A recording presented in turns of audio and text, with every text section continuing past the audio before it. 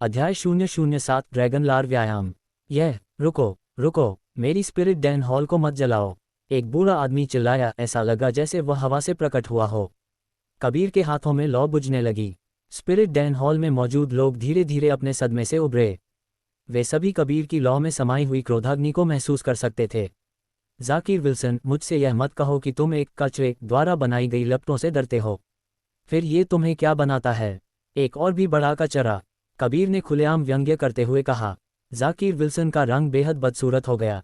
कोई भी समझदार व्यक्ति उन लपटों से भिड़ने की कोशिश नहीं करेगा। गवर्नर की बेटी का मुंह सदमे से खुला रह गया था। उसने आश्चर्य से कबीर को देखा। वह उन लपटों के पीछे की शक्ति को महसूस कर सकती थी। उसने अपना सिर झुका लिया क्योंकि वह उसे सड़क के किनारे कुत्ते की तरह कचरा समझ रही थी। कौन जानता है कि कबीर ने अपनी ताकत क्यों छुपाए, बजाय इसके कि वह उसे दिखावा करे जैसा कि उसकी उम्र का कोई भी व्यक्ति करेगा। हॉल मास्टर, ये बदमाश! एक अधेड़ उम्र का आदमी एक छोटी सफ़ेद पोशाक पहने हुए कबीर के पीछे से निकला। वह बूढ़ा आदमी कबीर को घूरता रहा। उसका चेहरा अविश्वास, सदमे और खुशी के भावों से एक साथ विकृत था। ये बूढ़ा आदमी स्पिरिट डैन हॉल का मास्टर था। वह एक बहुत प्रसिद्ध कीमियागर है और उसका कबीर के दादा के साथ झगड़े का इतिहास रहा है। छोटे भाई, क्या तुम मेरे शिष्य बनना चाहते हो? बूढ़े आदमी ने पूछा, जिससे स्पिरिट डैन हॉल में मौजूद सभी लोग चौंक गए। हॉल मास्टर उसे शिष्य के रूप में लेने को भी तैयार थे। सभी जानते थे कि कई कुलीन परिवार अपने बच्चों को उनके शिष्य के रूप में लेना चाहते थे, लेकिन भले ही उनके माता पिता व्यक्तिगत रूप से स्पिरिट डैन हॉल के मास्टर से पूछने आते, उन्हें बिना दूसरी नज़र के अस्वीकार कर दिया जाता। सभी अपनी जगह पर जम गए। कबीर की क्षमता ने उनमें से हर एक को चौंका दिया। कोई आध्यात्मिक नस न होने के बावजूद फिर भी एक सच्ची चीलौ को बाहर निकालने में सक्षम होना, और इस तथ्य का उल्लेख न करना कि स्पिरिट डैन हॉल के मास्टर ने देखा था कि कबीर एक अच्छी क्षमता वाला व्यक्ति है। कबीर ने अपना सिर खुजाया और लापरवाही से बोला, हालांकि मैं चाहूँगा, लेकिन तुम और मेरे दादा दुश्मन हैं, इसलिए मैं तुम्हें अपना गुरु नहीं बना सकता। फिर कबीर लापरवाही से मुड़ गया, बिना पछतावे या दुख के जरा भी भाव के। कोई विश्वास नहीं कर सकता था कि कबीर ने वास्तव में मना कर दिया था। उन्हें शक था कि उसने स्पिरिट डैन हॉल के मास्टर की बात को गलत समझा होगा। स्पिरिट डैन हॉल के मास्टर की आवाज़ सुनने के बाद ही उन्हें विश्वास हुआ कि कुछ लोग ऐसे भी होते हैं जो स्पिरिट डैन हॉल के मास्टर के शिष्य बनने से भी मना कर देंगे। सभी सहमत थे कि कबीर मूर्ख था। अपने दादा और स्पिरिट डैन हॉल के मास्टर के बीच निजी दुश्मनी के कारण उसने ऐसा अच्छा अवसर गंवा दिया। जाकिर विल्सन का दिल ईर्ष्या से भर गया था। एक पल पहले उसने कबीर को बेरहमी से अपमानित किया था और सभी की निगाहें कबीर पर टिकी हुई थीं, उनकी निगाहें तिरस्कार से भरी हुई थीं। लेकिन अब कई लोग उसे तिरस्कारपूर्ण भावों से देख रहे थे। इन लोगों की नज़रों में एक प्रतिभाशाली कीमियागर किसी भी अन्य प्रकार के प्रतिभाशाली व्यक्ति की तुलना में कहीं अधिक दुर्जय था। वह डैन को परिष्कृत करने में सक्षम था। इसके अलावा भले ही उसमें आध्यात्मिक नस की कमी थी, वह एक भयंकर मार्शल कलाकार बनने में सक्षम था। बेशक कबीर के पास न केवल दिव्य नसें थीं, बल्कि वह एक कीमियागर भी बन सकता था। अब वह जड़ी बूटियां लगा सकता था और सच्ची की लपटें छोड़ सकता था। ये दो शर्तें थीं जिनकी उसे डैन को परिष्कृत करना शुरू करने के लिए आवश्यकता थी। हालांकि कीमिया को कुछ अनुभव और उच्च समझ की आवश्यकता थी, उसे यकीन है कि वह उन डैन को सफलतापूर्वक परिष्कृत कर पाएगा। कबीर पहले से ही जानता था कि स्पिरिट डैन हॉल का मास्टर उसके दादा का प्रतिद्वंद्वी था। इसके अलावा उसके दादा उसके प्रति बहुत अच्छे थे।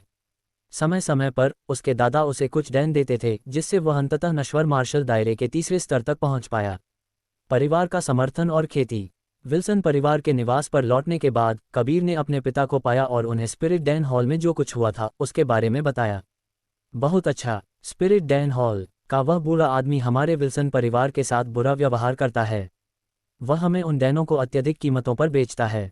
चूंकि तुम्हारे पास सच्ची चीलौ है, तो तुम्हारे लिए एक कीमियागर बनना मुश्किल नहीं होगा। अब से मैं तुम्हें पूरा समर्थन दूंगा। केशव विल्सन अपने दिल में बहुत उत्साहित थे। अब जब उनका बेटा सच्ची लपटें छोड़ सकता है, तो कहा जा सकता है कि उसका भविष्य उज्ज्वल होगा, उच्च श्रेणी की आध्यात्मिक नसों वाले मार्शल कलाकारों से भी बेहतर। कबीर अपने छोटे से आंगन में चला गया और उन स्पिरिट जड़ी बूटियों के पौधों को लगाना शुरू कर दिया। शाम को वह अपनी चारपाई पर आलती पालती मारकर बैठा आकाश और पृथ्वी की समृद्ध स्पिरिट ची को महसूस कर रहा था। उसने फिर ताई ची दिव्य व्यायाम के साथ ड्रैगन लार व्यायाम का उपयोग करना शुरू किया और जल्दी से स्पिरिट ची को अवशोषित कर लिया। ड्रैगन लार व्यायाम का उपयोग करने के बाद यह उसकी जीभ पर एक विशेष सार छोड़ देगा। जब तक वह इस सार का उपयोग उन स्पिरिट जड़ी बूटियों को पानी देने के लिए करता है, तब तक उनके परिपक्व होने में लगने वाला समय काफ़ी कम हो जाएगा। सुबह कबीर ने अपनी जीभ बाहर निकाली और एक नीले रंग की ओस की बूंद पाई। ये बूंद ड्रैगन लार्क थी। ये देखकर कबीर को खुशी हुई। उसे उम्मीद नहीं थी कि ड्रैगन लार्क बनाने में उसे पहली कोशिश में ही सफलता मिल जाएगी। उसने जल्दी से उस नीली ओस की बूंद को एक बाल्टी पानी में डाल दिया।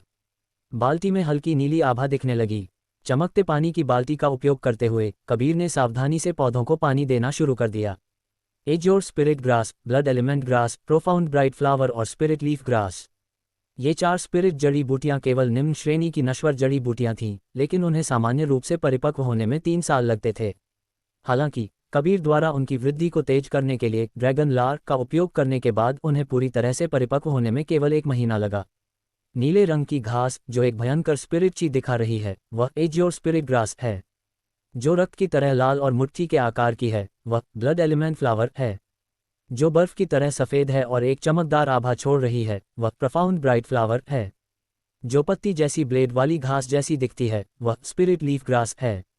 केशव विल्सन ने आश्चर्य से छोटे आंगन में देखा। स्पिरिट जड़ी बूटियों को घूरते हुए उन्हें स्पष्ट रूप से याद था कि 1 महीने पहले वे केवल पौधे थे। बेटा, तुम्हारी इस क्षमता के बारे में, इसे दूसरों को कभी मत दिखाना, चाहे कुछ भी हो। केवल तुम और मैं ही इसके बारे में जानेंगे। जिस तरह किसी को सार्वजनिक रूप से अपने खजाने के बारे में शेखी नहीं मारनी चाहिए, तुम्हें अपनी इस क्षमता के बारे में किसी और को नहीं बताना चाहिए। केशव विल्सन ने गंभीर चेहरे के साथ कहा और यह नहीं पूछा कि उनके बेटे को एक क्षमता कैसे मिली। कबीर ने सिर हिलाया। यह आंगन केशव विल्सन के अधिकार क्षेत्र में था, इसलिए उनकी अनुमति के बिना कोई भी यहाँ आने की हिम्मत नहीं करेगा और इसलिए कबीर को लोगों द्वारा इसका पता लगाने की चिंता नहीं थी। कीमिया की तैयारी। कीमिया सरल नहीं है। हालांकि तुम्हारे पास एक कीमियागर बनने की क्षमता है। स्वशिक्षा एक कठिन काम है, खासकर कीमिया के साथ। तुम्हें पहले अपनी नींव बनाने की कोशिश करनी चाहिए। अगर तुम कोई गलत कदम भी उठाते हो तो जरूरत पड़ने पर हम एक कीमियागर को ढूंढ सकते हैं।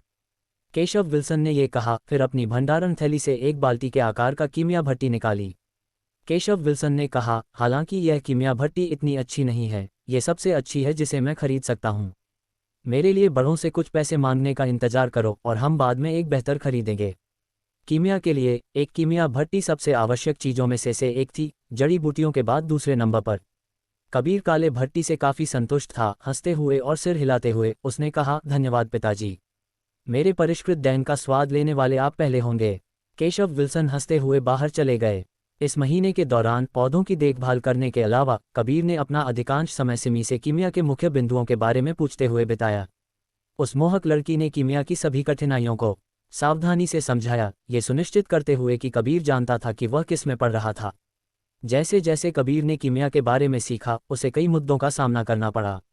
उदाहरण के लिए, लपटों को नियंत्रित करना, लगातार सच्ची ची डालना और डैन को ठोस करना, जिसके लिए आध्यात्मिक शक्ति का बहुत सटीक नियंत्रण और अनुप्रयोग की आवश्यकता थी। बहन सिमी, मुझे इन डैनों को परिष्कृत करने की तैयारी कब शुरू करनी चाहिए? कबीर ने सिमी के साथ शब्दों का आदान प्रदान करने के लिए अपनी आध्यात्मिक शक्ति का उपयोग किया, अंगूठी के अंदर, जबकि परिपक्व जड़ी बूटियों को चुन रहा था। कुछ प्रसंस्करण के बाद ही वे कीमिया के लिए उपयोग किए जाने के योग्य होंगे। प्रसंस्करण के चरणों में कुछ कौशल की आवश्यकता थी, लेकिन कबीर के लिए वे वास्तव में मायने नहीं रखते थे, क्योंकि सिमी ने उसे पहले ही वे चीज़ें सिखा दी थीं। सिमी ने मीठी आवाज़ में कहा, सबसे जल्दी तुम शुरू कर पाओगे, लगभग 1.5 साल बाद। क्या? जॉनसन परिवार के प्रतिभाशाली के साथ प्रतियोगिता से पहले मेरे पास केवल 1 और महीना है। विल्सन ने सदमे में जवाब दिया। भूमिका ने ठंडे स्वर में कहा, क्या मूर्ख है, तुम उससे कीमिया में क्यों प्रतिस्पर्धा करना चाहते हो? अपनी ताकत से तुम उसे आसानी से मार सकते हो। कबीर के मुंह का कोना थोड़ा मरोड़ गया। अगर उसने जॉनसन परिवार के प्रतिभाशाली को मार डाला तो जॉनसन परिवार और विल्सन परिवार निश्चित रूप से युद्ध में चले जाएंगे, जिसके लिए उसके पिता या यहाँ तक कि परिवार के बड़ों को भी हस्तक्षेप करना होगा।